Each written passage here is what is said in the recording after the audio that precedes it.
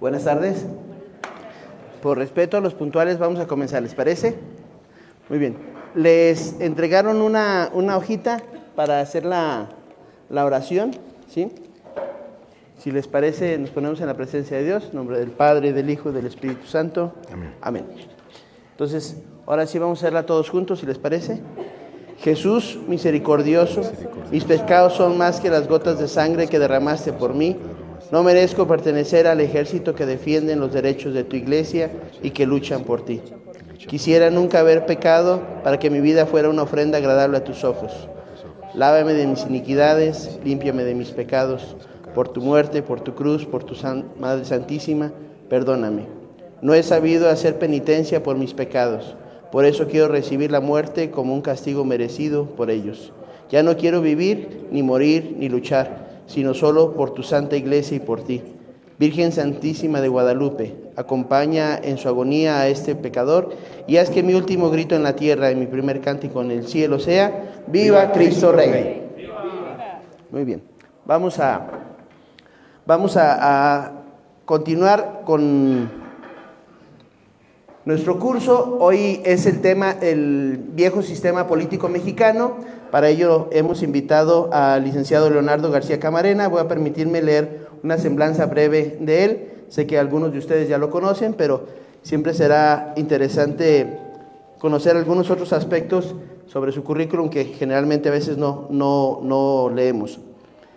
Tiene estudios de licenciatura en Ciencias y Técnicas de la Comunicación y una maestría en Desarrollo Organizacional Humano en la UNIVA. Algunas actividades académicas, es fundador y director de 2 instituciones y catedrático en varias materias.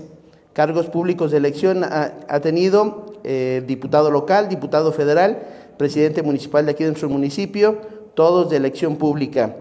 Otros cargos que ha tenido también: subsecretario de Educación de Jalisco, oficial mayor del Congreso del Estado de Jalisco, comisionado para el desarrollo político de la Secretaría de Gobernación a nivel nacional y coordinador general de la Concertación Social de Jalisco y subsecretario de Asuntos del Interior en el Gobierno del Estado de Jalisco.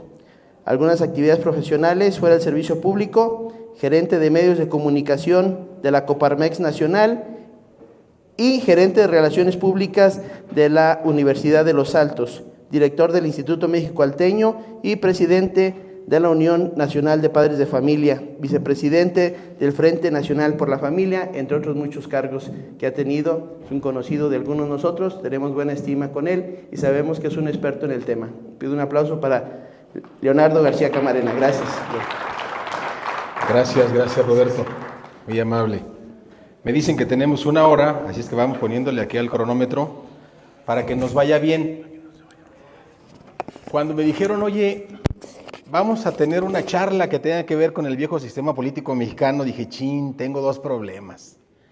El tema me gusta mucho y necesito que lo veamos completo para entender por qué quien está hoy en la presidencia se comporta como se comporta y hace lo que hace. Pero no puedo hacer eso. Así es que solamente vamos a hablar de lo que luego se le conocería como el maximato, el periodo en el que Calles duró de presidente y luego mandó títeres, no sé si le suene la palabra para quien hoy va de candidata a la presidencia de la República, pero él va a seguir tomando las decisiones. Nos vamos a quedar en ese bloque. Si en otra ocasión hay chance fuera de este curso, pudiéramos seguir la historia completa. Varios escritores mencionan, esta cosa se chivió, varios escritores en diferentes libros bautizaron el sistema político mexicano con estas expresiones. Por ejemplo, tenemos a un Daniel Cosío Villegas, el hombre que más escribió del viejo sistema político mexicano, priista, lo llamó la monarquía sexenal hereditaria. Si yo digo que soy pobre y quiero mostrar pobreza y elijo vivir en un palacio, pues estoy siendo congruente con la monarquía sexenal hereditaria de Daniel Cosío Villegas. O Mario Vargas Llosa, escritor latinoamericano, le llamó la dictadura perfecta. Alguien le cambió la palabra y dijo, no, dicta blanda, porque la gente no se queja, la gente está feliz. Pueden pasar 1000 cosas y la gente no protesta, no se molesta. El comandante sandinista Jaime Hueloc le llamó la dictadura no solo perfecta, sino la dictadura ejemplar, digna de aplicar en todo el continente americano o por lo menos de América Latina. Manuel Moreno Sánchez, otro escritor, La monarquía republicana. Octavio Paz, El ogro filantrópico. ¿Por qué? Porque es un monstruo que lo devora todo con cara de buenas acciones, de amor a los pobres, a los más necesitados, a la gente que lo necesita, al pueblo bueno y suave. Y más recientemente Enrique Krause, la presidencia imperial. ¿Qué pasó para que el sistema político tuviera estos adjetivos calificativos? ¿Qué pasó en la historia para llegar a esta conclusión?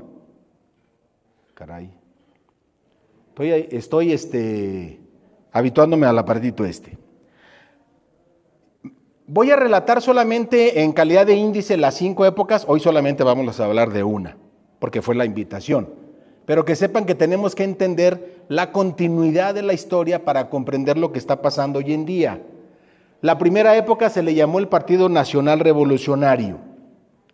Es interesante saber que un representante de Plutarco Elías Calles, bueno, 2 representantes, estuvieron en una reunión internacional para ponerse de acuerdo cómo fundar un partido revolucionario. Ahí había rusos para ponerse de acuerdo, ahí habría gente de la India, había gente de varios países. Moraleja, hay que tener cuidado con las ideas que manejamos, porque las ideas tienen consecuencias. Las ideas se pueden convertir en sistemas, los sistemas en gobiernos y los gobiernos en cosas buenas o en cosas malas, en cosas que le ayuden a la población o en cosas que destrocen la esperanza de la gente.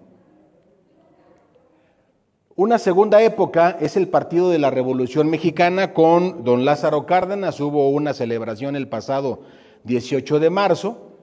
El Partido Revolucionario Institucional con Miguel Alemán, veracruzano. El tema de la alternancia con Vicente Fox, Felipe Calderón y Peña Nieto, y el tema del gobierno de Morena o de la Cuarta Transformación. Nosotros solamente nos vamos a detener en lo que es el Partido Nacional Revolucionario.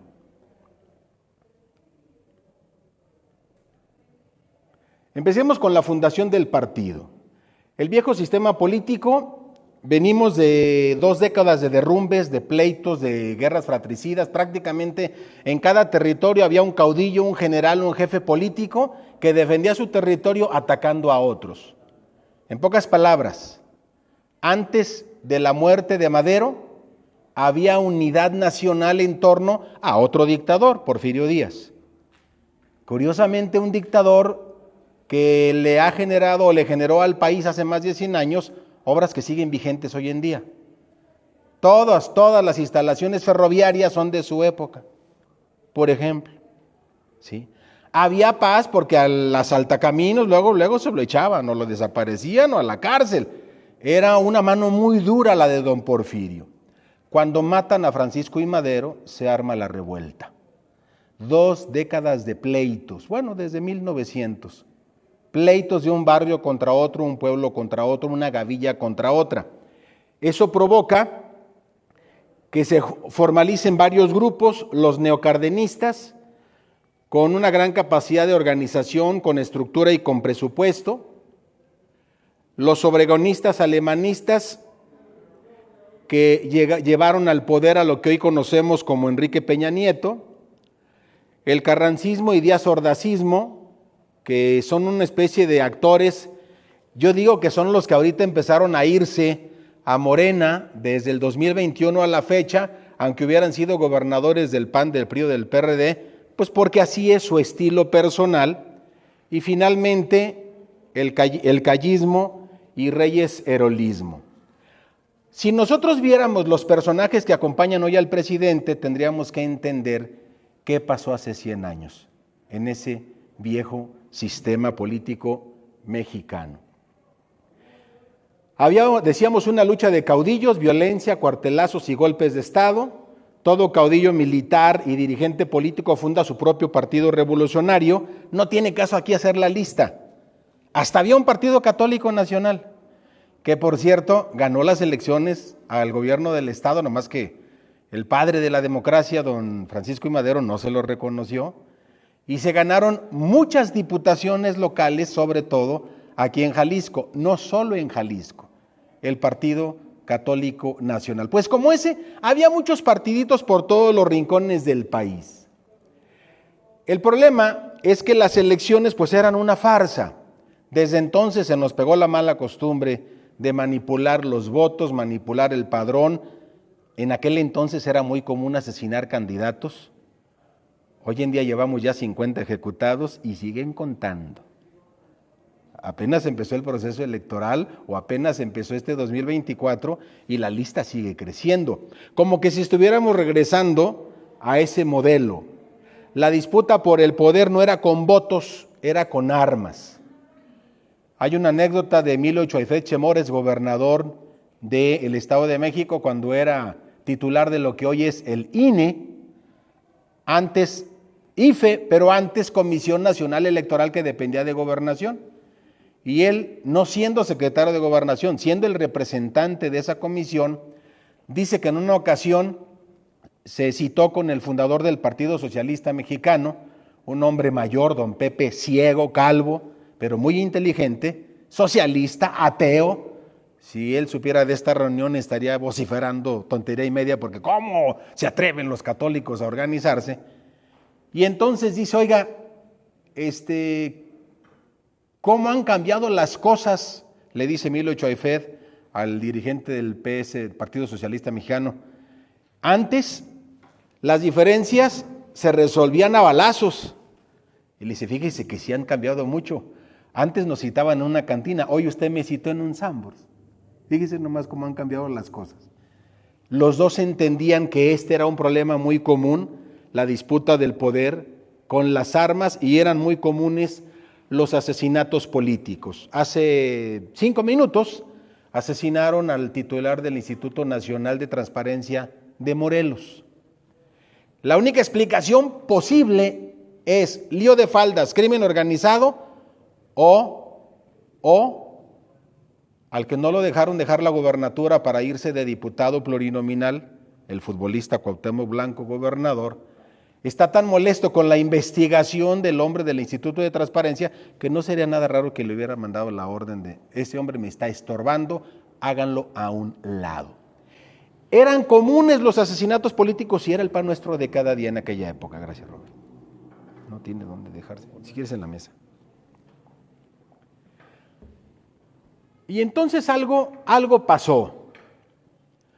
Hay una reunión al otro lado del charco donde asiste este hombre hindú, Manavendra Nath Roy, este hombre japonés, Sein Katayama, y este hombre ruso, Mikhail Borodin, lugartenientes de Lenin en Rusia y asesores de la fundación del Partido Comunista Mexicano, convocan a todos los caciques revolucionarios del mundo a formar un partido revolucionario. Y dicen, ¿qué características debe tener un partido que salga de la revolución? Acuérdense que para el sistema político mexicano la revolución es sagrada. Todo aquel que opine algo en contra de la revolución o los frutos de la revolución, para ellos es un hereje, un traidor que no merece vivir en este país. Bueno, las características que ellos diseñaron fueron, le vamos a llamar el Partido Nacional Revolucionario, un partido que unifica a todos los caudillos en una gran familia. Como decíamos, había muchos que se estaban peleando por todos los rincones del país, los sientan y les dicen, oigan, y si nos dejamos de pelear, ¿por qué no nos ponemos de acuerdo? Y fundamos un partido. La intención es buena. El problema es que en el primer momento en que alguien se salga, empiezan los problemas, empiezan las consecuencias, empiezan los desquites. Lo vivirá en carne propia José Vasconcelos, el fundador de la Secretaría de Educación en nuestro país. No era un hombre católico a carta cabal que le diera el brazo derecho a Anacleto para sumarse a la lucha, pero era un católico recto, era un político recto, era un hombre sensato. Le hicieron trampa para la elección presidencial y en una de esas casi se lo descabechan, porque no era de la familia revolucionaria, no era de los caudillos de esta gran familia convocados por estos 3 personajes. A ese grupo de caudillos le llamaron la familia revolucionaria y surgió una corriente a nivel mundial. El nombre de la fotografía es el hindú Narendra Nath Bhattacharya alias Manavendra Nath Roy. Digamos que su nombre de pila es el primero y para que lo entendamos los castellanos más fácil, así se le conoce. Ustedes pueden ver en una enciclopedia o en Google y les va a aparecer Manavendra Nath Roy. Él dice: a partir de este momento vamos a construir una nueva corriente política a nivel mundial. Le vamos a llamar el nacionalismo revolucionario. Un hindú, un japonés, un ruso, pero ahí fueron dos representantes de México por orden de Plutarco Elías Calles para aprender qué era eso del nacionalismo revolucionario. Esa corriente ha mutado. Ahora el presidente quiere que le llamemos humanismo mexicano. Vamos a ver en qué cosas se parecen. Bueno, hoy no, pero debiéramos de hacer el ejercicio en qué cosas se parecen, qué cosas sí pueden ser benéficas para el país y qué cosas no es conveniente que continúen por esa ruta, porque volver a despertar el país y volver a levantar el país y volver a construir el país nos puede costar demasiado caro o se puede convertir en una hazaña casi imposible de cumplir. Pues este personaje define que debe haber un partido revolucionario y nacionalista, uno en China, otro en Rusia, otro en México y en algunos otros países que mandaron sus delegados a esta gran reunión. Debe ser ligado al poder por su origen y misión histórica. Ojo, todos los demás partidos en México nacieron para llegar al poder, menos el del nacionalismo revolucionario. Ellos primero tomaron el poder y luego se inventaron un partido, cuya característica fuera: nunca nos vamos a ir del poder. Y tenían un enemigo, uno solo. Todo aquel que profesara la fe católica no podría estar sentado en la mesa. Era una premisa básica. No por ser católico, sino por lo que representaba. Si tienen chance de leer algunas memorias de la Revolución Francesa, hay un pasaje donde están juzgando a un hombre, no recuerdo si era religioso o no, y quien toma la palabra para acusarlo y que se ha sentenciado y que le corten la cabeza en la guillotina fue: usted está siendo acusado no por ser quien es, sino por lo que representa. Y usted representa a una iglesia católica, usted representa un credo religioso, usted representa una filosofía antropológica cristiana que aquí no es bienvenida. Eso que pasó en la Revolución Francesa lo toma el nacionalismo revolucionario como propio, como parte de su naturaleza. Nadie más podría participar en el poder si no era integrante de la familia revolucionaria, y se funda el 4 de marzo de 1929. De hecho, al día de hoy, todavía el aniversario del Partido Revolucionario Institucional se celebra el 4 de marzo de cada año, a raíz de esta gran decisión que tomó la corriente del nacionalismo revolucionario a nivel mundial y que México la adaptó a su manera. El problema es que cuando un partido ligado al poder por su origen y misión histórica nace desde el poder, es que todo lo demás es una farsa. Credencial de elector, padrón electoral, elecciones. ¿Por qué? Porque afuera tiene que suceder lo que adentro acordamos. Y si aquí acordamos que de la familia revolucionaria le toca a Juan Pérez, todo el mundo tiene que respetar que Juan Pérez es el bueno. Oiga, pero hagamos una asamblea por encuestas. ¿Qué asamblea? El propio Marcelo Ebrard dijo: esas encuestas están truqueadas. Cállate o te vas, le dijo Noroña. Cuando entramos a este juego todos sabíamos a qué veníamos. Cállate o te vas. Es el mismo modelo. El presidente Andrés Manuel está jugando con una nueva versión del nacionalismo revolucionario para que Morena, que era un movimiento, ahora que está en el poder, se convierta en un partido ligado al poder por su origen y por su misión histórica, y todo aquel que contradiga lo que diga el partido o lo que diga él se tiene que convertir en traidor a la patria, igual que hace 100 años, exactamente igual, con una diferencia: él sí es creyente, no católico, pero es creyente. Aquellos del nacionalismo revolucionario no eran creyentes, eran enemigos de cualquier credo. Bueno, había un credo del cual no eran enemigos, el credo de la diosa razón, el credo del racionalismo filosófico. Tumbaron a Dios de los templos y crearon templos del saber. Quitaron la custodia de nuestro Señor Jesucristo y pusieron una enciclopedia, un libro. Pusieron la razón, pusieron la filosofía. Qué mal, diría Anacleto González Flores en muchos de sus textos. Cuánto daño nos hizo ese adoctrinamiento educativo, apostándole todo por la diosa razón. Bueno, solo estaban cumpliendo las consecuencias del nacionalismo revolucionario. El propio Calles, una vez que vio las bondades de, junto a los caudillos, formo la familia revolucionaria, con la familia revolucionaria me invento un partido para quedarme siempre en el poder, dijo, bueno, pues desde ahora vamos a generar una corriente del nacionalismo revolucionario que se llama el callismo. ¿Cómo dicen a los seguidores del presidente hoy? Obradoristas, obradorismo. Casi idéntico, casi.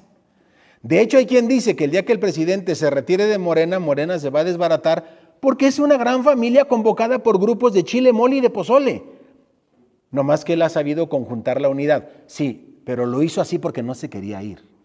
De hecho, hay quien dice, el día que dijo, la oposición está preparando un golpe de estado técnico desde los tribunales y la Suprema Corte para quitarnos del poder, en realidad lo que está diciendo es, ojalá haya revuelta para quedarme más tiempo. Porque como hay revuelta, yo soy el único que puedo poner orden. Nomás que si permitimos que eso pase, la historia del maximato de aquella época va a ser una cosita de nada con lo que nos puede pasar con este personaje del siglo XXI. Se le conoció a la época de Plutarco Elías Calles como el maximato. La revolución generó un Estado, originó un Estado, generó toda una normatividad. El Estado originó un partido. Yo le decía a mi papá, en paz descanse, papá, ¿y qué hacían ustedes en las elecciones? Pues nomás había de dos sopas. O votabas por el de la banderita o te acusaban de traidor. Y como el partido dueño de la banderita era el mismo del nacionalismo revolucionario, pues la gente de antes nomás tenía una sopa, había que votar por el PRI a forciori. Es fruto de eso. Esa es la cultura que nos legó el viejo sistema político mexicano. Entonces, en resumen, la revolución, gracias Robert, originó un Estado, el Estado se inventó un partido, el PNR es el partido de partidos, y entonces dice uno, oye, ¿qué pasó con las tribus del PRD? Todas tienen representatividad con Andrés Manuel. Oye, ¿qué pasó con algunos evangélicos? Hermanos nuestros en Cristo, aunque ellos no acepten a la Iglesia Católica. La mitad está con Andrés Manuel y la mitad no está con Andrés Manuel. Y luego nos vamos con los empresarios y luego nos vamos con los obispos y los católicos 2018. Por lo menos un tercio de nuestros sacerdotes, religiosas, religiosos y laicos votaron por Andrés Manuel. Por lo menos un tercio, porque creyeron en las bondades de lo que decía. Este proceso de que el Partido Nacional Revolucionario sea un partido de partidos nos llevó al desastre de la campaña vasconcelista de 1929. José Vasconcelos participa de buena fe, fundador de la Secretaría de Educación Pública, 1924. Él participa de buena fe porque creyó que el régimen era democrático, creyó que las reglas del juego eran de veras y después vio, hay una película, si tienen chance, estuvo prohibida durante más de 30 años en este país, ¿sí? Después de allá por los 90, cuando se ganó la mayoría al PRI y el PRI dejó de ser mayoría en la Cámara de Diputados en esa época, le quitaron el veto a esa película. Si no me equivoco, se llama La sangre del caudillo. Algunos dicen que se la dedicaron a José Vasconcelos, porque pobre hombre, ¿cómo le va con las elecciones? Le roban las urnas, le matan representantes de casilla, amenazan a las familias, si votas por te vamos a quitar los beneficios. ¿Cómo se repite la historia, no? Como que la película vuelve a renacer. El primer gran fraude a nivel nacional cometido por el viejo sistema político mexicano, lo sufre en carne propia un hombre recto, un hombre sano, un hombre que le hizo mucho bien a este país, don José Vasconcelos, uno de los integrantes de los famosos 7 sabios. Tenemos aquí al Partido Nacional Revolucionario, dura de 1929 a 1934. ¿Cuándo empezó la gesta cristera? 26. ¿Y cuándo terminó? En el papel, en el 29. ¿Por qué digo en el papel? Porque cuando hubo el armisticio y la iglesia firmó los acuerdos y se le dijo a todos los líderes cristeros, entreguen las armas, nadie los va a perseguir, la historia dice que hubo más católicos cristeros asesinados en la amnistía que en la revuelta. Ahí está el santuario de San Antonio como una gran evidencia de la historia, muchos agujeros en las paredes de balas. Pero dice Jorge Castañeda en un libro, no me acuerdo del título del libro, La herencia, híjole, y eso que nomás tengo 57 años, imagínense cuando empiece a crecer más, se me van a ir olvidando todas las cosas. Vino Jorge Castañeda a presentar ese libro aquí a la Universidad de Guadalajara y a mí yo separé 2 hojitas porque hablaba del gallinero de los Altos. Así decía el gobierno callista de esta región. Y ándale que las gallinas de los Altos le resultaron muy gallos. Y unos cuantos le dieron batalla al ejército callista apostados en San Antonio, en el templo de San Antonio, en el hospital también, es en la misma zona, ¿no? Eso que nos dice Partido Nacional Revolucionario 1929 llevó a Calles a decir la única manera de evitar que esto se les vuelva a ocurrir, armar un partido, mandar candidato y meter su cuchara, es crear esta gran familia revolucionaria, donde por supuesto los católicos no fuimos invitados. Por eso la Constitución del 17, convocada por Carranza, salvo 4 artículos generados desde la doctrina social de la Iglesia, es tan atea. Bueno, era tan atea, ya ha mejorado mucho con los años, pero era una constitución persecutoria a muerte, igual que la Revolución Francesa, igual que la Revolución Rusa. ¿Podemos llegar a escenarios de esas condiciones? Sí, en varios temas, donde, como le puede pasar hoy a nuestros paisanos en el gobierno del estado de Texas, nomás por parecerse a Leonardo, morenitos, que parezcan latino, sean dignos de cárcel. Y va para atrás. Es que estos piensan a favor de cárcel. Es que están a favor, cárcel. Esas épocas se nos pueden volver a repetir, por eso es importante aprender de las enseñanzas de la historia.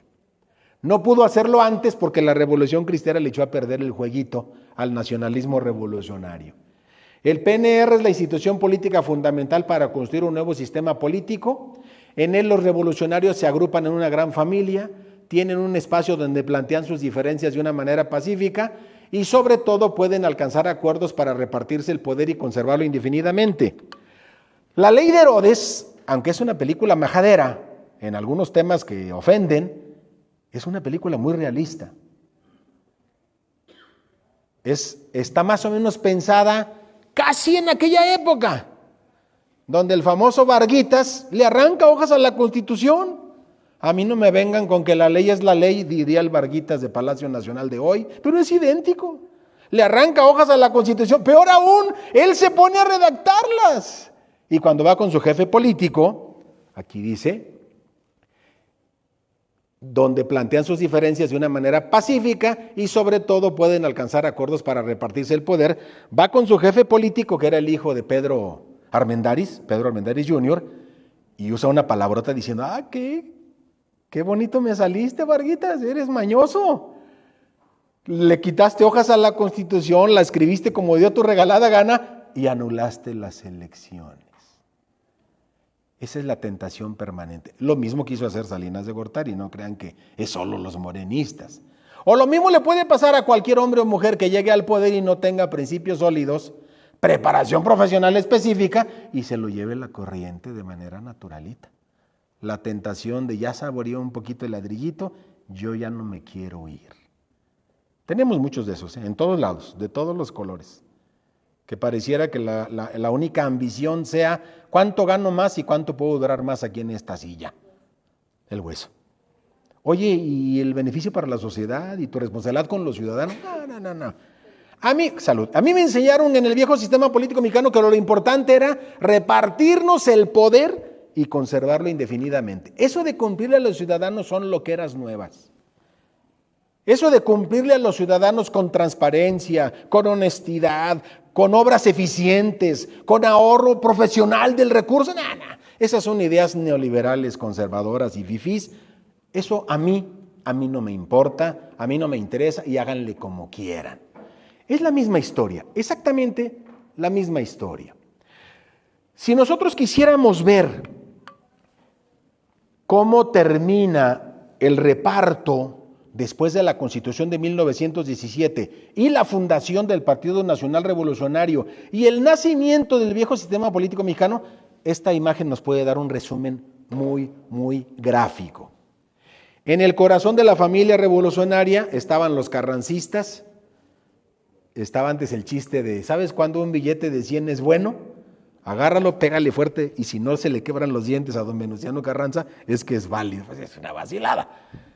Bueno, acabo de estar en la Asamblea Nacional de Laicos, 7, 8 y 9 de marzo, y el viernes por la tarde, es la última asamblea de don Víctor, el obispo de Celaya, titular de la Dimensión de Laicos, porque en noviembre hay relevo, nos llevaron a una comunidad muy bonita que se llama Totonilco, entre San Miguel de Allende y Dolores Hidalgo. Es como una delegación, pero tiene la Capilla Sixtina de los pobres a la mexicana. Toda la capilla tiene murales, gráficas, letras de hace 200, 300, 400 años. El asombro de mi comentario es que el sacerdote Armando, que lleva ahí 30 años como narrador, nos lleva a la capilla que tienen resguardada y muy pocas veces la abren. Y al fondo se ve la crucifixión o la pasión, donde está Nuestro Señor al centro, uno de los ladrones a la izquierda y no está el de la derecha. ¿Qué pasó? Se les cayó, lo estaban limpiando y se quebró. Y dice, bueno, fuera, Leonardo, dice el padre Armando, los carrancistas se lo llevaron. Porque en aquel entonces era moda usar los bienes de la iglesia como establos, como caballerizas. ¿Por qué? Pues que era una manera de decir, eso que huele a agua bendita, yo la orino, yo la desecho, yo la pisoteé. El ganón, obviamente, es el grupo de carrancistas. Tienen que aceptar a los cardenistas. Oye, pero Cárdenas todavía no era nadie. No, sí era, ya era general. Y era general joven, de los mejores. Y tenía un grupo que pidió el derecho. Por eso es que llegó a ser el sucesor de Calles. Si no, no hubiera podido. Si él hubiera estado, los cardenistas hubieran estado fuera de la familia revolucionaria, pues quién sabe y les hubiera tocado una diputación, una gobernatura. Por cierto, las gobernaturas las repartía el presidente. Las alcaldías y las diputaciones las repartía el presidente. O cuando era muy amigo el gobernador le decía, tú repártelas. Y el gobernador las repartía. Oye, ¿y las elecciones? Una farsa. Era un show para calmar a la gente. Porque el reparto ya se había dado en una reunión del sistema político mexicano de la familia revolucionaria. Tenemos al tercer grupo, los callistas, que después de Carranza son los que logran agarrar la batuta fundando el Partido Nacional Revolucionario, y están los obregonistas, aquel presidente que dicen algunos historiadores es considerado el presidente más honesto de este país. ¿Saben por qué? Es que en una batalla perdió un brazo, entonces nomás tenía una mano para robar, es el más honesto. Otros dicen que en una anécdota, para buscar el brazo del general Obregón, alguien sacó una moneda, la aventó y sale el brazo y la agarra y ya se lo hallaron el brazo rapidísimo. Con estos cuatro grupos, carrancistas, cardenistas, callistas y obregonistas, se conforma la familia revolucionaria. Hubo un hombre de nombre Doroteo Arango, aquel que decía, el que no quepa que lo fusilen, Francisco Villa. Aquella anécdota dicen que, oiga, mi general, pues es que vienen los ejércitos del centro, los de la federación, ¿cómo le hacemos? Está muy fácil, ¿dónde van a bajar ellos? En tal punto, súbanlos todos al tren, pero nomás tenemos un tren con tantos vagones, no cabemos todos, está muy fácil, el que no quepa que lo fusilen. Y cupieron todos.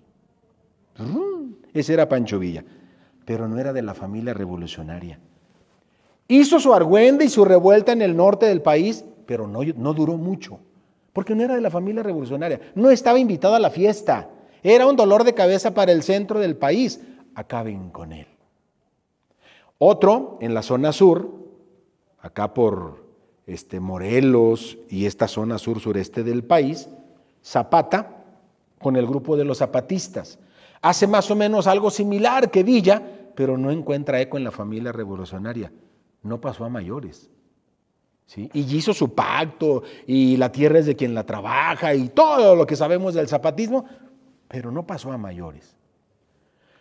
Mucho menos con Francisco I. Madero, que se le ocurre lanzarse de candidato a la presidencia de la República para tumbar a Porfirio Díaz.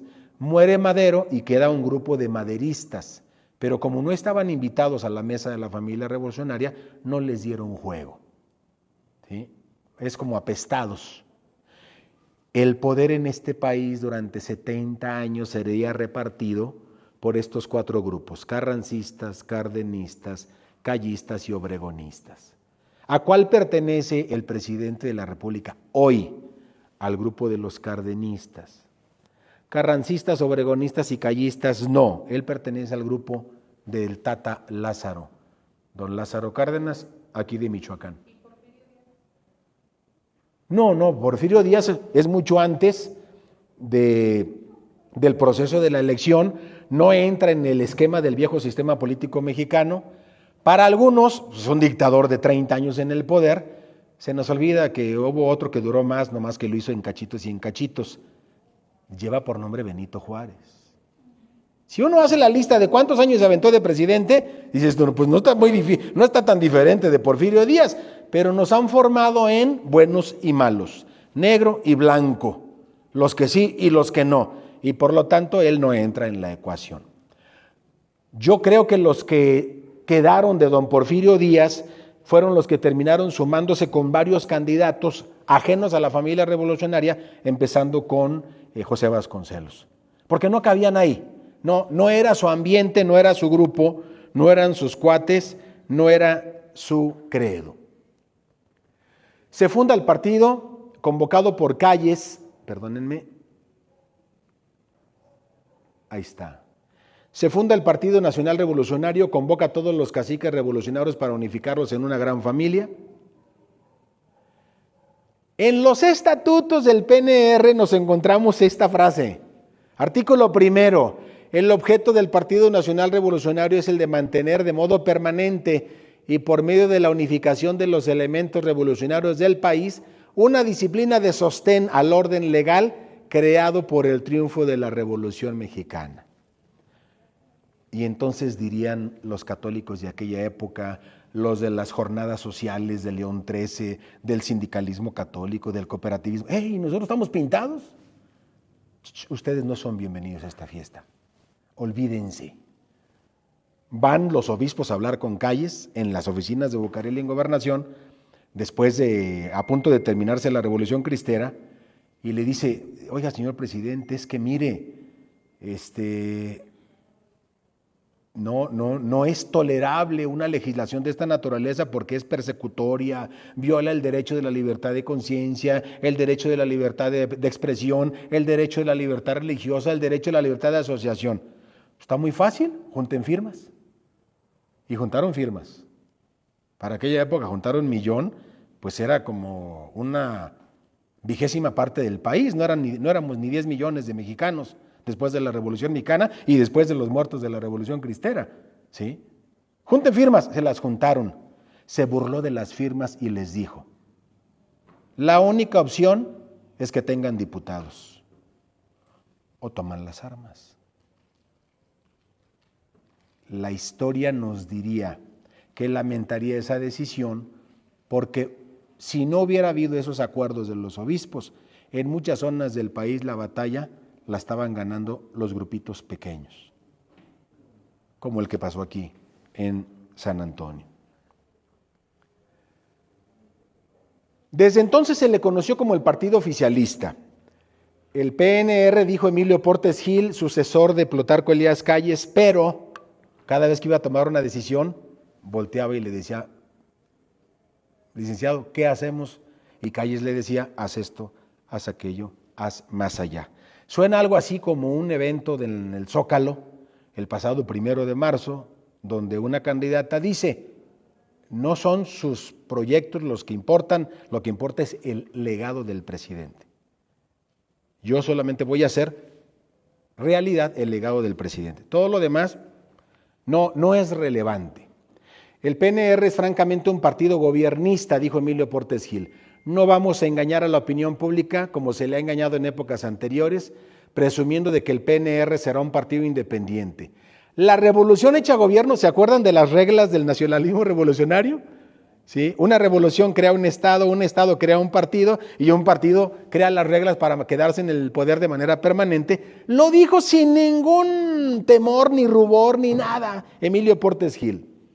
La revolución hecha gobierno necesita de un órgano de agitación y defensa del gobierno. Ese es el Partido Nacional Revolucionario.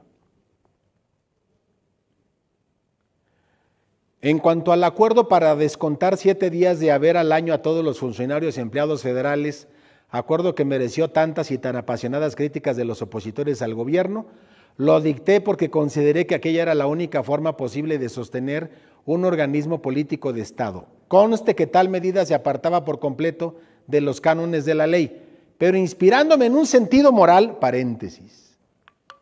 Oiga, señor presidente, pero lo que usted está proponiendo es una violación a la ley. Aquí no hay ley más importante que mi autoridad de gobierno y mi autoridad moral. Lo dijo el presidente de la República, Andrés Manuel López Obrador. Exactamente, el mismo parrafito, hace 100 años.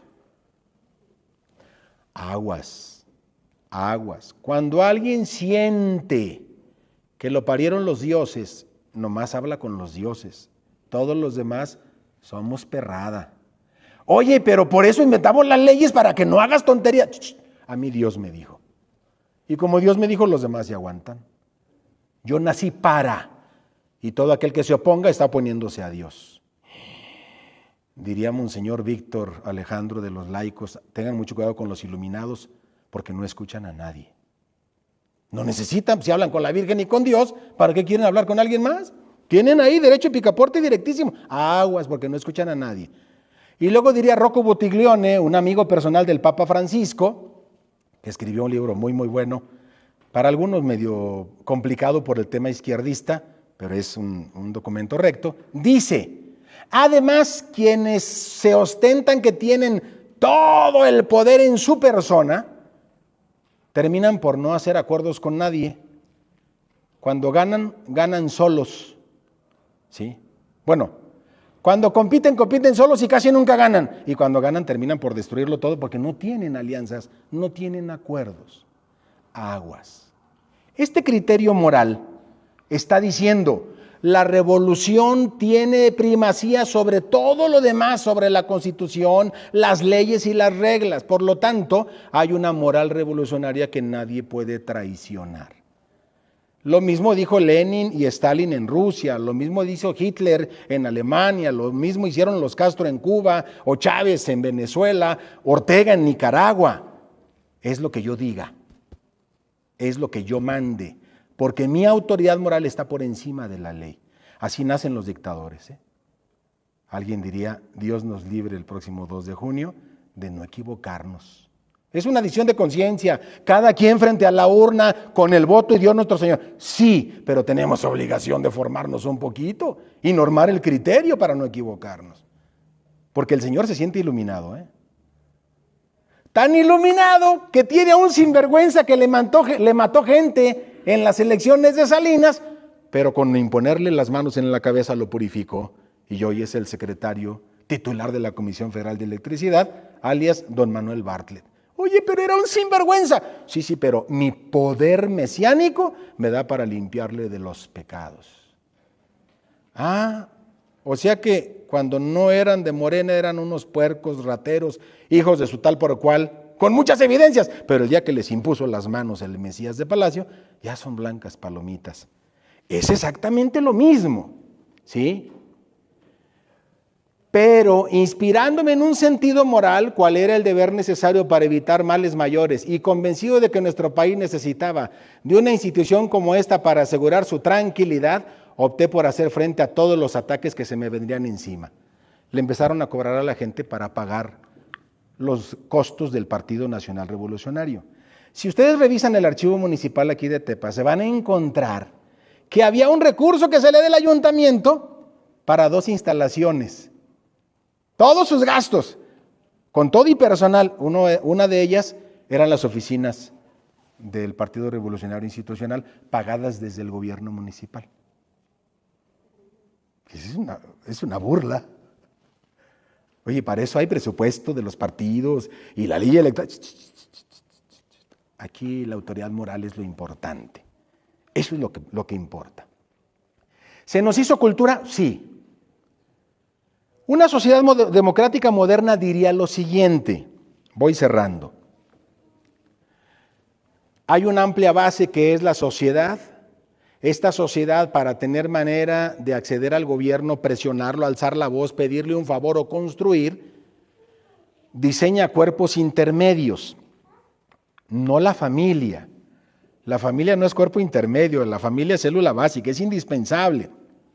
Pero a partir de la familia hay universidades, sindicatos, empresas, clubes, iglesias, todo lo que quieran imaginarse, esos cuerpos intermedios que nos permiten aplicar 2 principios de la doctrina social de la Iglesia.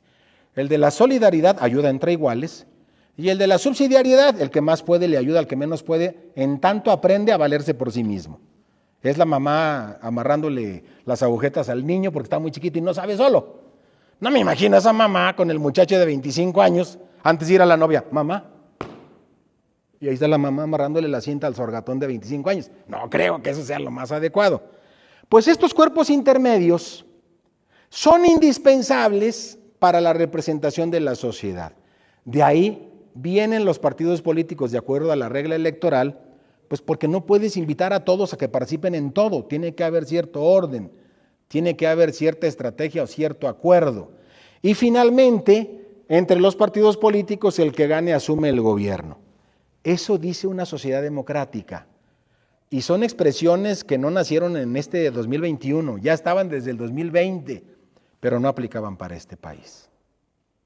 Este país tenía sus propias reglas. ¿Cuáles eran estas? Pues las que nos heredó el viejo sistema político mexicano. Hay una gran sociedad que quiere participar. Sí, órale, todo lo que quieran participar, bienvenido. Pero solo los que sean parte de la familia revolucionaria los podemos involucrar en los sectores del partido, los podemos invitar a ser miembros del gabinete y de ahí sacar a quien va a ser el siguiente presidente. No nos da el tiempo para platicarles en qué momento se quebró el sistema político mexicano. Tuvo 3 infartos.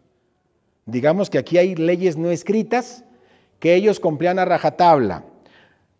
Si no eres de la familia revolucionaria, no puedes ser integrante de los sectores del partido. Si no eres de los sectores del partido, no te puedo invitar a ser parte del gabinete. Y si no eres del gabinete, no puedes ser candidato a la presidencia de la República. Oye, pero don José Vasconcelos, él no es de la familia revolucionaria. Pero se va a registrar, déjenlo, no va a hacer nada.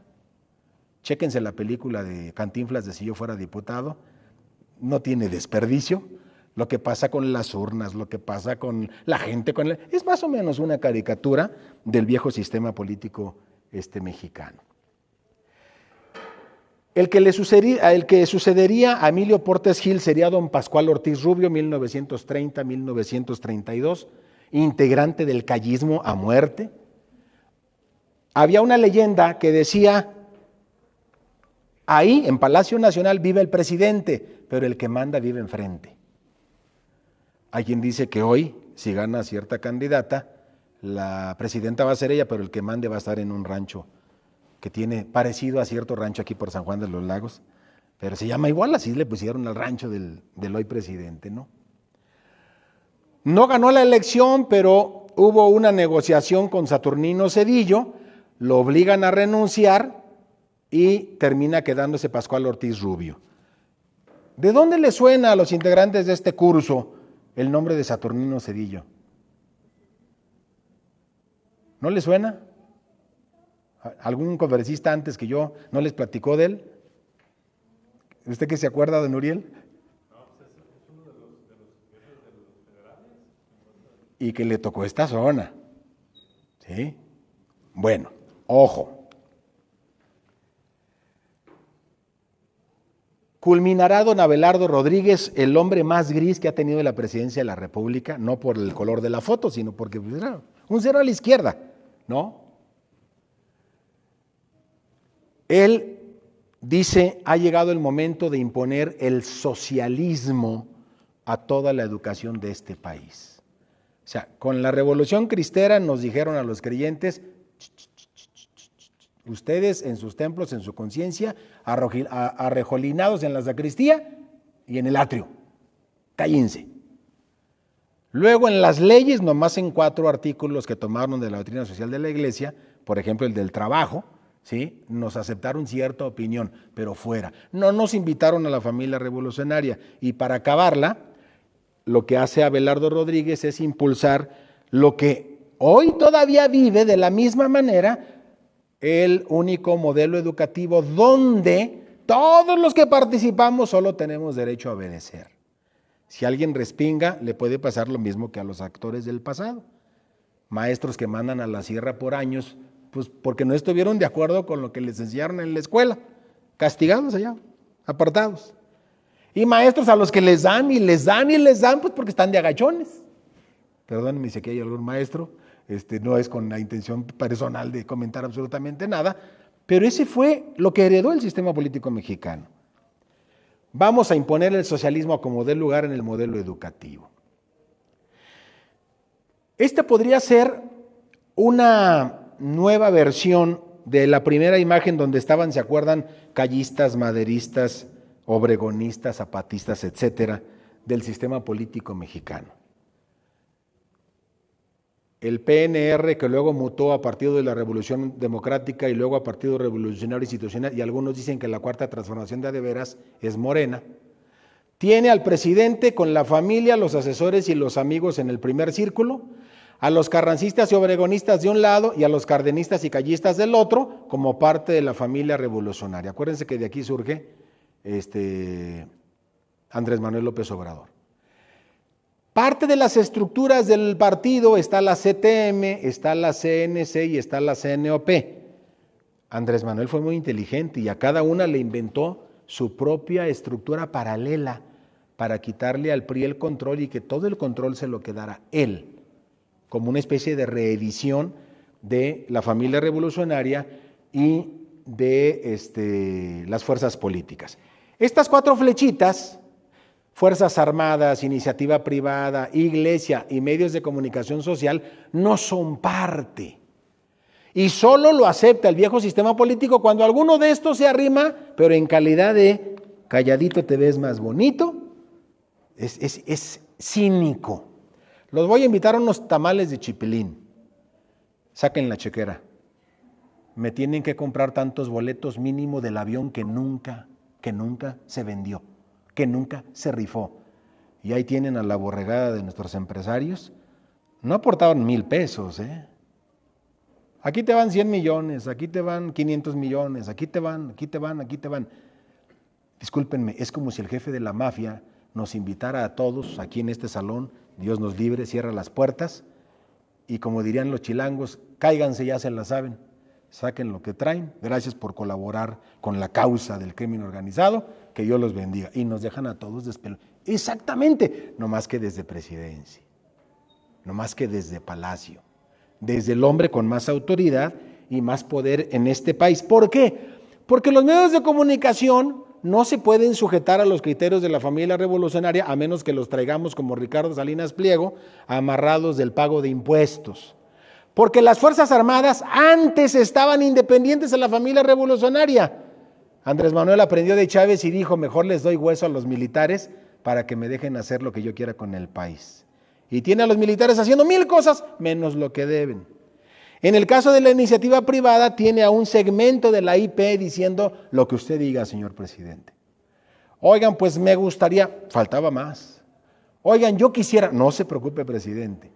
Y a todo aquel dirigente de la iniciativa privada que se le ocurra opinar algo en contra del viejo sistema político mexicano, a raya con auditorías, visitas de Hacienda, persecución, exhibición en las mañaneras, porque ese sí nos puede hacer daño al corazón del viejo sistema político mexicano. Y lo mismo nos pasa con la Iglesia Católica.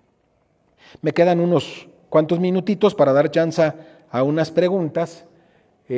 Un breve resumen de las reglas del sistema político. Ya no las voy a comparar con el día de hoy, no me da tiempo, pero cada quien va a decir, y esa se parece a lo que yo he visto, o lo que me han dicho, o lo que he leído, o he visto en los medios de comunicación. El corazón de la revolución y del sistema posterior es la familia revolucionaria. Eres de la familia revolucionaria, tenemos obligación de repartirte el hueso. No eres de la familia revolucionaria, no tenemos obligación de darte absolutamente nada. La unidad interna es el soporte de todo el sistema, solo se puede discutir y presionar dentro de ella. Aquel que se salga es digno de encarcelarlo, perseguirlo o asesinarlo. Pero siempre acatando los acuerdos alcanzados y presentando una imagen de unidad y cohesión hacia el exterior. ¿Ves la foto de Claudia? Y todos los candidatos contrincantes que ella tenía están ahí en la primera fila del 1 de marzo. En la de Xóchitl no, nomás estaba Enrique de la Madrid, estaba, no me acuerdo si apareció Beatriz Paredes y otros dos o uno más, pero párenle de contar. Porque una de las reglas del viejo sistema político mexicano es aparentar unidad, aunque por dentro nos estemos mordiendo más allá de lo impensable. El eje y soporte del sistema es el presidente, quien es el fiel de la balanza en las decisiones. Eso no lo entendió Vicente Fox. Él creyó que eran reglas sanas y jugó con reglas sanas. Y lo que debió de haber hecho es desmantelar el sistema. Claro, si se hubiera animado a desmantelar el sistema, a lo mejor no viviría. ¿No? Hay quien dice que en el momento en que Luis Donaldo Colosio dijo, me tengo que separar de Salinas porque si no, no voy a ganar, en ese momento alguien decidió que pasara algo allá en Lomas Taurinas, en Tijuana, y el señor no vivió para contarlo. El viejo sistema político mexicano dando coletazos. Algunos creen que ya se murió, yo creo que no. Yo creo que está más vivito que nunca. Para ser presidente se requiere formar parte de la familia revolucionaria, haber participado en alguno de los sectores del partido, haber obtenido con anterioridad un puesto de elección popular y ser miembro del gabinete. De ahí surge la teoría pendular. Un sexenio se va el sistema político a la izquierda y al siguiente sexenio a la derecha para mantener el equilibrio. El presidente dijo, sería sensato que el nuevo gobierno que va a ser de Claudia se corra al centro. Que no se vaya a la derecha, pero que se corra al centro. No es porque estén convencidos, es por conveniencia político-partidista, para ganar votos. En las izquierdas está Cárdenas, el héroe de Andrés Manuel, está López Mateos, está Echeverría, el segundo héroe de Andrés Manuel, y está López Portillo, el tercer héroe del presidente actual. Si uno revisa qué hicieron cada uno de estos personajes, uno pudo haber prefigurado que iba a ser Andrés Manuel en sus 6 años de presidente. Y decía, híjole, no nos va a convenir. ¿Quién le pone, aunque sea una trampita? Rodéenlo para que no haga cosas que no le convienen al país. En las derechas ubicamos a Ávila Camacho, Miguel Alemán, Díaz Ordaz, de la Madrid, Salinas, obviamente Fox, Calderón, Peña. Regresaría Andrés Manuel a las izquierdas. ¿Cuántos sexenios son? Si le sumas a Fox, Calderón y Peña. Ahí hay 5. 8. ¿Por cuántos años? ¿Cuánto da? Si nos descuidamos, el señor se va a quedar 48 años. O su grupo. Dijo, no, lo menos que pido es lo mismo que duraron los neoliberales a partir de la Madrid y Salinas. Es lo menos que pido. Le mintió a la gente diciendo que al día siguiente iba a resolverlo todo, porque quería ganar. Ahora dice, no se puede en 6 años arreglar el tiradero que me dejaron. Imaginen ustedes que contratan a un fontanero. Su casa se les está llenando de todo lo que sale abajo de la taza del baño y abajo del desagüe. Y el fontanero lleva 1 año arreglando y su única respuesta es que qué cochinero me dejaron. Pero tú dijiste que sabías arreglar el cochinero. Sí, pero qué cochinero. No, ¿sabes qué? Nos equivocamos. ¿Para qué contratamos a un incompetente? ¿Sí? Aguas. Él dice, mínimo necesito 5 sexenios más, 30 años más. Eso no lo soporta este país. Esa es la gran lectura del viejo sistema político mexicano traído al día de hoy. Alguien hizo este análisis del sexenio de Miguel de la Madrid con las siglas de algunos personajes, del cardenismo, nacionalismo revolucionario, del obregonismo, modernismo, del carrancismo, nacionalismo autoritario y del callismo, socialismo democrático. ¿Sí? No se preocupen, van a tener ustedes este material. Finalmente, en los 3 minutos que me quedan, algunas tradiciones del viejo sistema. La cargada. Una vez que la familia se ha puesto de acuerdo, todos los miembros del partido se reúnen alrededor del candidato y le manifiestan su adhesión incondicional, el famoso besamanos, ¿no? Todavía no es la elección, pero ya dijo el presidente que era él o ella, es el único que importa. Lo que diga mi dedito fue la costumbre de este hombre 6 años. Lo que diga mi dedito. La borregada. Todos los dirigentes del partido compiten para realizar los eventos más concurridos, manifestando con ello su fuerza política para obtener posiciones en el próximo gobierno. El carro completo. Sin importar el número de votantes ni lo que hubieran expresado en su voto, los resultados favorecen siempre a los candidatos del partido oficial. Algunos fuimos testigos de las urnas embarazadas. Todavía no daban las 8, todavía no abrían la casilla y la urna ya estaba llena. Yo tuve compañeros de la prepa que para que los pasara cierto maestro, se reunieron en cierto hotel, allá a media cuadrita del centro, a tachar boletas a favor del PRI. Y no estoy tan viejo, digo, parezco, pero no estoy tan viejo. O sea, todavía traemos consecuencias del viejo sistema político mexicano. Ahí está, el hombre que lloraba cuando hacía campaña electoral. ¿Saben por qué lloraba? Porque la oposición decidió no competir porque era una farsa. Entonces eran sus elecciones solo. Él solo.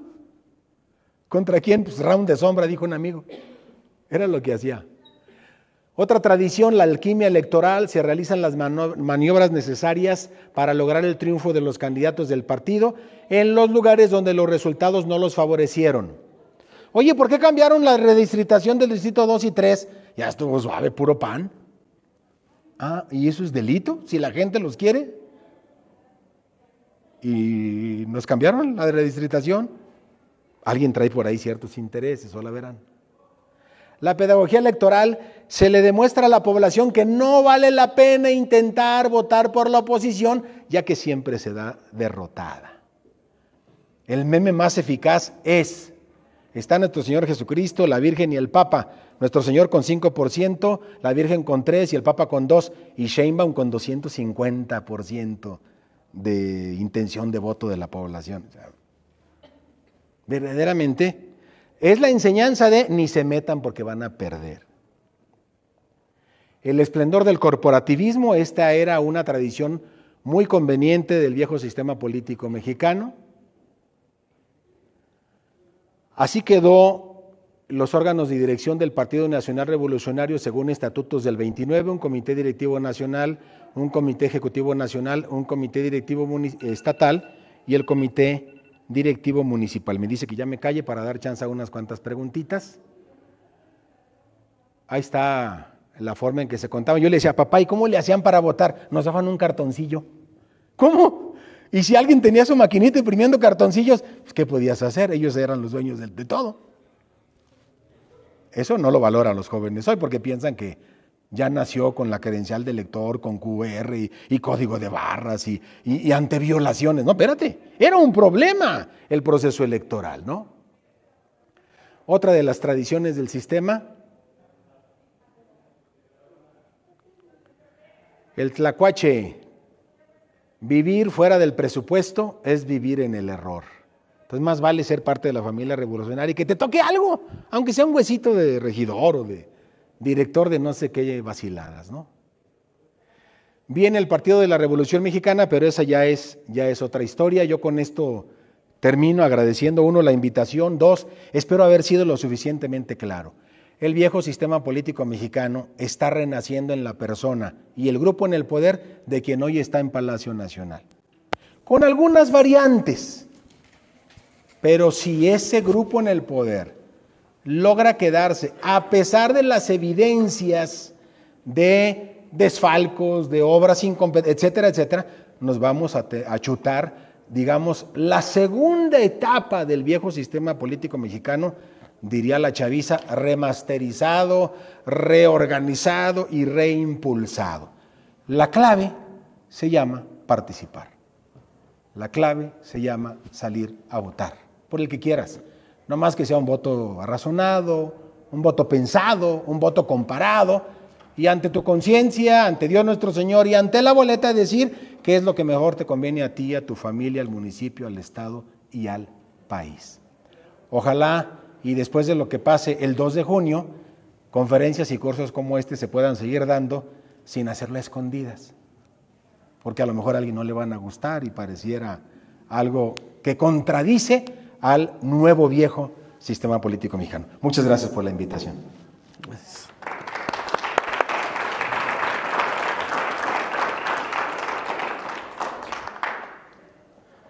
Bueno, todo este sistema tenía, como ya dijo el expositor, un solo opositor. Era la voz en los templos, era la voz de los católicos organizados, y claro que todo eso no gustaba, porque esa voz resonaba en todos los púlpitos, resonaba en reuniones de jóvenes que se preparaban precisamente en este tipo de cosas, y pues tenían que acallarlos. Y ahí vemos el desenlace. Vamos a ver cómo, derivado de todo esto, pues es que se empezó a organizar la escuela cientificista, se organizó con Garrido Canaval en Tabasco y con calles allá en el norte. Toda esta situación que empezó a permear para agarrar las juventudes que se habían formado con las más de 2,000 escuelas que había fundado José Vasconcelos en menos de 3 años.